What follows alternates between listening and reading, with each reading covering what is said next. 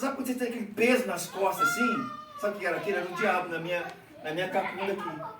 Era, porque eu ficava cego. A pessoa, quando ela não conhece Jesus, ela vive cega. Cega, cega, cega. É que nem um texto que a gente vai ver aqui, que fala sobre os dois caminhos. Jesus fala sobre os dois caminhos. Fala da porta estreita, né? Do caminho apertado e da porta larga. Então, como eu não conhecia o Evangelho, nunca fosse tão perdido. Mas eu não entendi o mundo espiritual, então eu cheguei carregado. Escute só aí, eu cheguei carregado na igreja. Já chegou em algum lugar assim, que você chegou alguém assim, que chega lá, o ambiente fica ruim, fechado? Você percebe que a pessoa é carregada? Porque aquela pessoa não estava bem espiritualmente. Ela não está bem espiritualmente. Ela está perdida. Pela conversa dela, você sabe. Então, quando você começa a confessar muito fracasso, muita derrota, que era o que eu fazia. Não, está tudo ruim, perdi minha mulher, perdi meus bens, perdi tudo, né? A gente fica choramingando, o leite derramado. Mas quando eu conheci Jesus, que eu fui para a igreja, foi um período de adaptação. Aí naquele momento eu ouvi o pastor pregar a palavra, e para mim era tudo novidade. Por quê? Porque eu não conhecia nada, então eu comecei a ficar apaixonado por Jesus. Porque eu vi que Jesus curava. Assim que eu cheguei na igreja, eu vi um jovem lá que ele pegou o vírus da AIDS, e ele foi aposentado. Ele era soldado do bombeiro e ele foi aposentado como terceiro sargento porque ele tinha pego o vírus da AIDS. E ele foi curado por Jesus. Jesus curou ele. Curou ele, curou a mulher dele e curou o filho dele. Porque a mulher estava grávida e infelizmente a criança também estava com AIDS, né? E o nome dele chamava Hudson, era um negão assim bem forte, sabe? E ele ficou pesando 40 quilos, 39, 40 quilos no hospital. Mas aí um dia ele fez um voto a Deus. Ele falou assim: Deus, se o Senhor me curar, eu nunca mais vou viver a vida de prostituição, de promiscuidade que eu vivia. Eu nunca mais vou viver isso. E ele fez um pacto com Deus. Ele falou assim: eu vou servir ao Senhor para o resto da vida. E aí Jesus foi e curou ele da AIDS. Foi o primeiro testemunho que eu ouvi dentro da igreja. Aquilo ali eu me encantei, porque eu vi que Deus estava fazendo algo grande na minha vida. Porque eu precisava de um milagre. Porque quando você sofre uma perca na vida, você tem depressão. E o processo de depressão, ele demora um pouco você se recuperar, né? Porque você não aceita perder o que você perdeu, você quer recuperar, né? Então eu queria recuperar minha esposa, queria recuperar as coisas que eu perdi. E para ganhar foi tão sacrifício, para perder foi tão fácil. Mas aí, o que eu fiz? Nesse exato momento eu tinha uma escolha para fazer. Ou eu me preocupava em trabalhar para ganhar dinheiro, para ter o que eu queria de novo, ou então eu cuidava da minha vida espiritual. Eu cuidava da minha alma, porque eu estava sentindo uma dor na alma. Uma dor na alma que só Jesus podia curar. Eu precisava ser curado desse trauma, porque para mim foi um trauma. Porque quando a gente casa para viver para sempre, é ou não é? Essa, pelo menos, é a que eu tenho na minha cabeça. Eu tinha, mesmo sendo um cristão católico, eu pensava assim: eu vou casar, mas eu vou viver, essa mulher eu vou viver eternamente com ela, até o final. E vou ser fiel a ela até o final. Mas não foi isso que aconteceu, por causa da escolha errada que eu fiz. Mas amém, passou e eu continuei na igreja. E ali foi um período, foram 5 anos. 5 anos lutando pela minha libertação. Mesmo fazendo a obra de Deus na igreja. Porque no nosso emocional, a gente não aceita perder, né? Mas Jesus foi tratando comigo, foi limpando, foi curando o meu coração, foi me fazendo entender do valor do perdão, que eu tinha que perdoar, né? Então, eu precisava perdoar, eu tinha que perdoar. Porque se eu ficasse olhando para trás, eu não conseguia caminhar. Então, a pessoa que fica olhando para trás no passado, ela não consegue andar para frente. Já reparou? Estando de gente, eu não caso mais porque nenhum homem presta. Não vou casar mais porque nenhuma mulher presta. Não é assim? A pessoa fica com medo, com trauma, ela fica assim: meu Deus, eu não vou, porque é difícil encontrar a pessoa, né? Por isso tem gente que fica tentando, tenta com um, tenta com o outro, porque não busca a direção de Deus. Mas o que eu fiz? Eu falei: eu vou cuidar da minha alma. Eu vou cuidar da minha alma primeiro.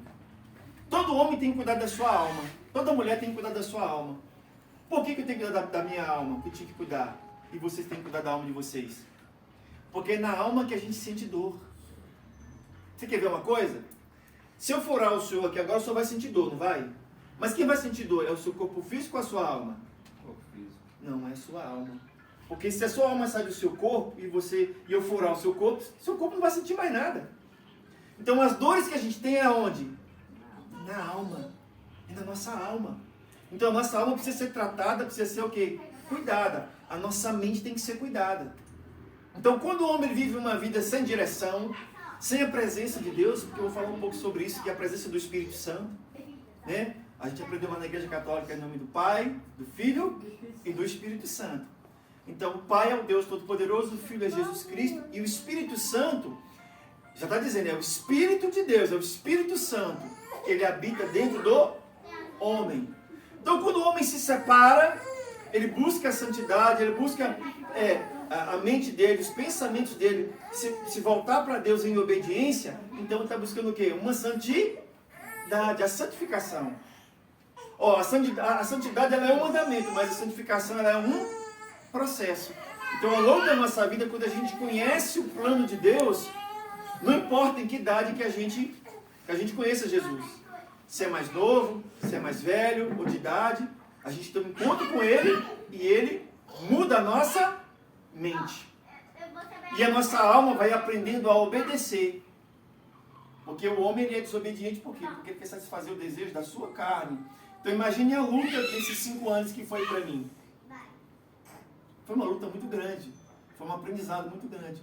Mas o Senhor ele vai nos ensinando aos poucos, vai mostrando para a gente o que precisa ser feito, como precisa ser feito, para que a nossa vida tenha sentido.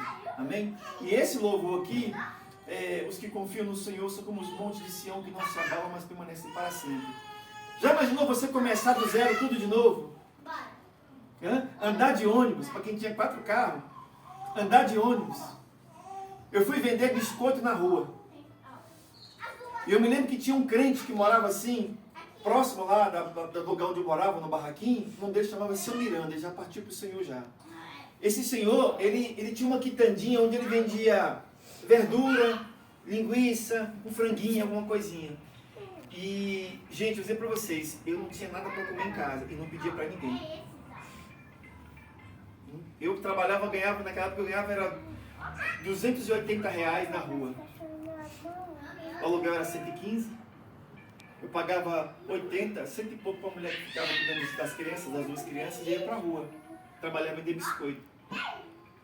E eu me lembro que final de semana eles vieram para comer, mas a minha alegria era o seguinte, não importava o que estava faltando, entendeu? Estava faltando comida, estava faltando uma coisa, um carro, isso não importava para mim. O que importava é que eu precisava de quê? Da presença de Deus. Então, a minha maior alegria era estar na igreja. Então, eu passei aproximadamente 1 ano e meio para a igreja todos os dias. De domingo a domingo eu ia para a igreja. Tinha dia que eu ia 2 vezes por dia. Sabe por quê? Porque foi o primeiro amor. Eu quero falar sobre o primeiro amor.